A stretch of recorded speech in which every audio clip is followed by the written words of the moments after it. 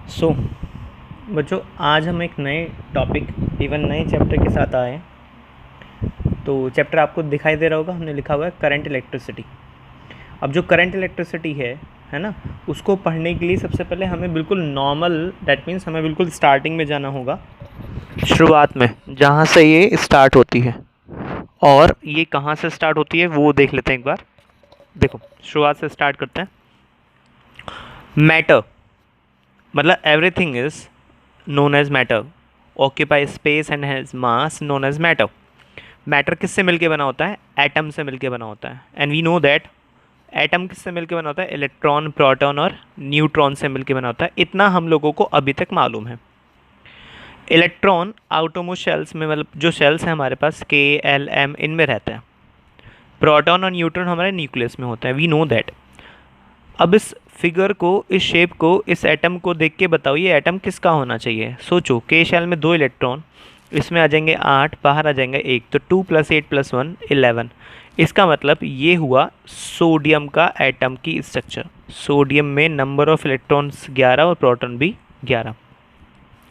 जब तक इलेक्ट्रॉन इसके शेल में रहेगा, इस इलेक्ट्रॉन को हम नाम देते हैं वैलेंस इलेक्ट्रॉन।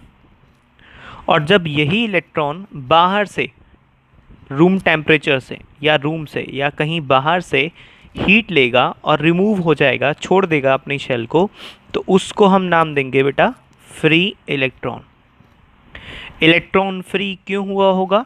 न्यूक्लियस और इलेक्ट्रॉन के बीच में जो बॉन्ड था, स्ट्रॉन्गेस्ट जो फोर्स थी, इलेक्ट्रोस्टैटिक्स अट्रैक्शन फोर्स जो थी, वो इतनी ज़्यादा नहीं थी कि बाहर से मिलने वाले हीट की वजह से ये ब्रेक ना हो। ऐसा देखा जाता है कंडक्टर्स के अंदर।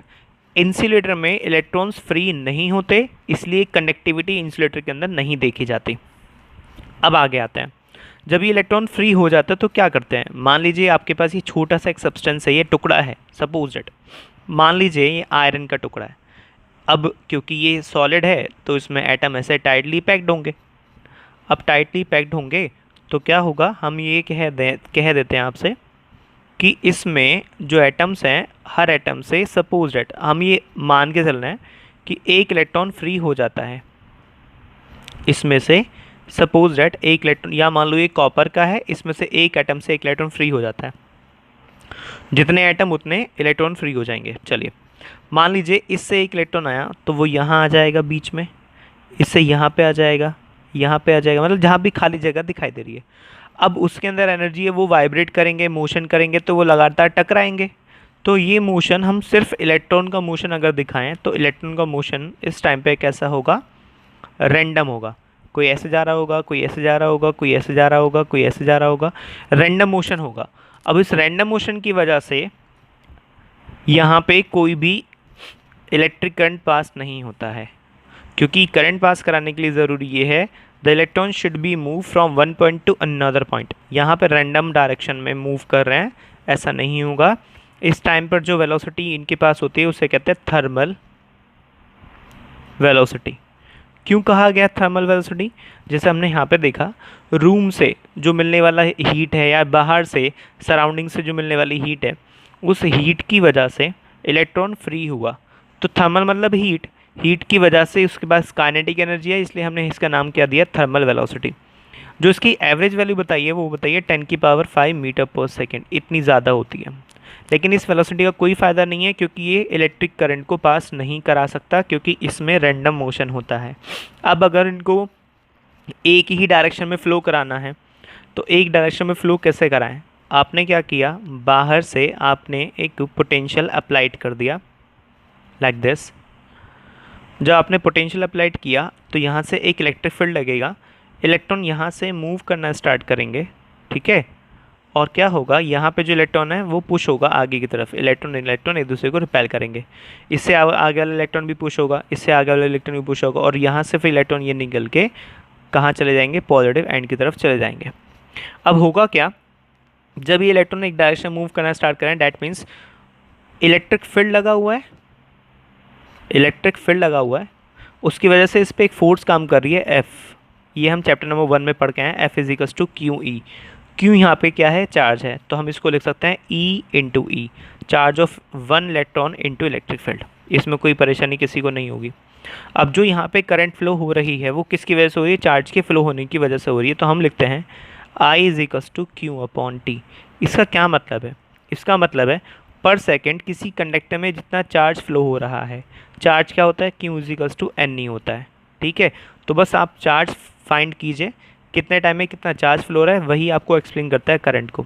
इसकी यूनिट क्या हो जाएगी, कूलम पर सेकेंड या फिर एम्पियर, जो हम पहले से जानते आए हैं कि करंट की यूनिट क्या हो जाएगी, एम्पियर। करंट कैसी क्वांटिटी है, करंट हम ये पढ़ते हैं कि स्केलर क्वांटिटी है, जबकि करंट के पास डायरेक्शन भी है, साथ साथ में मैग्नीट्यूड भी है, लेकिन वो वेक्टर एडिशन लॉ को फॉलो नहीं करता, जो हमने 11th क्लास में पढ़ा था। इसीलिए ये बेटा वेक्टर तो नहीं होगी, वेक्टर होने के लिए डायरेक्शन होनी चाहिए, मैग्नीट्यूड होना चाहिए, वेक्टर एडिशन लॉ को फॉलो करना चाहिए, लेकिन ये वेक्टर नहीं है, तो फिर क्या है, स्केलर। स्केलर के अंदर डायरेक्शन, पर्टिकुलर डायरेक्शन नहीं होती, तो फिर ये क्या है, ये इस क्वांटिटी को कहते हैं टेंसर। अब आपके सिलेबस के अकॉर्डिंग इसको टेंसर नहीं स्केलर कहा जाएगा, ये बात ध्यान रखना आप। अगर ऑप्शन में आपके पास 4 ऑप्शन है, स्केलर है, टेंसर है, वेक्टर है, नन ऑफ दीज है, तो आप टेंसर पर लगा के आएंगे, तब most correct answer is tensor. लेकिन क्योंकि सिलेबस में टेंसर हम नहीं पढ़ते हैं, इसलिए हम सिर्फ बात करेंगे स्केलर की, कि करंट एक ऐसी क्वांटिटी हमारे हिसाब से स्केलर क्वांटिटी है। यहाँ तक कोई दिक्कत किसी को, आगे चलते हैं। मैं आपको आगे लेके जाने से पहले कुछ समझाना चाहता हूँ। देखो, मान लीजिए ये टैंक है छोटा सा, और ये किसी हाइट पे दूसरा टैंक रखा हुआ है। ये कनेक्टेड है कुछ इस तरह कि यहाँ से एक पाइप निकलता है और वो यहाँ से जाके कनेक्ट हो जाता है लाइक दिस, और यहाँ से ऊपर से एक पाइप निकलता है और वो यहाँ ऐसे, आप यहाँ मान सकते हैं ऐसे, ये कनेक्ट हो गया। अब हो क्या रहा है, ठीक है, इसमें मोटर लगी हुई है, इसमें पानी भरा हुआ है, तो इसमें से पानी निकलेगा, पाइप में जाएगा, फिर टैंक में भर जाएगा। अब बिना मोटर के ऑन करे पानी ऊपर तो जाएगा नहीं, तो फिर हमने मोटर ऑन करी, फिर पानी पाइप के थ्रू ऊपर जाना स्टार्ट हो गया। जब हमने ये प्रोसेस आपको बताना स्टार्ट किया था, क्या आपने सोचा था या देखा होगा कि इसमें टैंक के अंदर पानी था, पाइप के अंदर पानी नहीं था। धीरे धीरे पाइप में पानी आना स्टार्ट हुआ, यहाँ पे, फिर यहाँ पे, फिर यहाँ पे, फिर यहाँ पे, फिर यहाँ पे, फिर यहाँ पे, नीचे आया, टैंक भरना स्टार्ट हुआ। उसके बाद फिर टैंक में हमने मोटर स्टार्ट कर दी, फिर पाइप में भी यहाँ से पानी जाना स्टार्ट हुआ। तो जब ये पूरा फ्लो हो जाएगा कंप्लीट, तो इसे कहते हैं बेटा स्टेडी फ्लो। सिमिलरली जब आप किसी सर्किट में बात करते हैं, तो मान लीजिए कि आपने एक सर्किट हमें बताया, ये एक आयरन की प्लेट है, यहाँ पे हमने एक पोटेंशियल लगा दी, बैटरी लगा दी, तो यहाँ से ये की हमने क्लोज़ कर दी। जैसे ही की क्लोज़ करी, इलेक्ट्रॉन फ्लो होना स्टार्ट हुए, पहले यहाँ गए, फिर यहाँ गए, फिर यहाँ गए, फिर यहाँ गए, यहाँ से यहाँ, यहाँ से यहाँ, यहाँ से यहाँ, यहाँ से यहाँ, यहाँ से होते हुए वापस आ गए। तो नेगेटिव एंड से निकल के पॉजिटिव एंड तक पहुँचने में कुछ तो टाइम लगा होगा, ऑब्वियस सी बात है। तो उतने टाइम में करंट ने टाइम लिया इस खुद को स्टडी करने में, करंट ने खुद को स्टडी करने में टाइम लिया। यहाँ से इलेक्ट्रॉन फ्लो होना स्टार्ट हुए और यहाँ तक पहुँच गए। अब पूरे सर्किट में करंट फ्लो हो रही है, मतलब इलेक्ट्रॉन फ्लो हो रहे हैं, चार्ज फ्लो हो रहा है, इसकी वजह से पूरे सर्किट में करंट भी फ्लो हो रही है, और ऐसी कंडीशन को हम नाम देते हैं स्टडी फ्लो। क्या नाम देता है, स्टडी फ्लो। ठीक है, तो अभी इस टॉपिक में हम यहाँ तक पढ़ाएंगे। इसके बाद आपके पास न्यूमेरिकल्स हैं, वो न्यूमेरिकल्स हम आपको बता देते हैं कि कौन से हैं, मैं आपको वीडियो में दिखा देता हूँ। अगर आपके पास बुक नहीं है या कुछ और नहीं है, तो आप वीडियो देख के वहाँ से पोज करके वीडियो को, वहाँ से आप न्यूमेरिकल्स कर सकते हैं।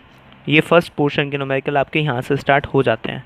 ठीक है, तो यहाँ से हमारे न्यूमेरिकल आ गए ये वाले, ये देखिए मैं आपको दिखा रहा हूँ, ये आपके न्यूमेरिकल है। एक्चुअली मेरे पास भी बुक नहीं है अभी फ़िलहाल, तो मैं आपको ऑनलाइन बुक से दिखा रहा हूँ, जो मैंने ऑनलाइन बुक डाउनलोड की हुई है। तो उसी से आप न्यूमेरिकल देख लीजिए और उसी से आपको न्यूमेरिकल सॉल्व करना है। 1 2 3, उसके बाद 4, देन हम नीचे आ जाएंगे, फिर ये 5, उसके बाद आ जाएगा हमारे पास ये 6, ठीक है, फिर 7 एंड देन आपके पास 8 आ गया, और उसके बाद आपका इधर आ जाएगा आपका ये 9, उसके बाद ये पूरी एक्सरसाइज आ गई आपकी प्रॉब्लम प्रैक्टिस क्वेश्चन नंबर 6, 7, 7 इसमें क्वेश्चन दे रखे हैं। उसके बाद ये हो गए ख़त्म। तो आपको फ़िलहाल क्या करना है, वीडियो पॉज करके न्यूमेरिकल्स देखना है और न्यूमेरिकल्स ही आपको करना है, ठीक है, फर्स्ट पोर्शन के। फिर हम आगे की वीडियो आपके लिए बनाएंगे। Thank you.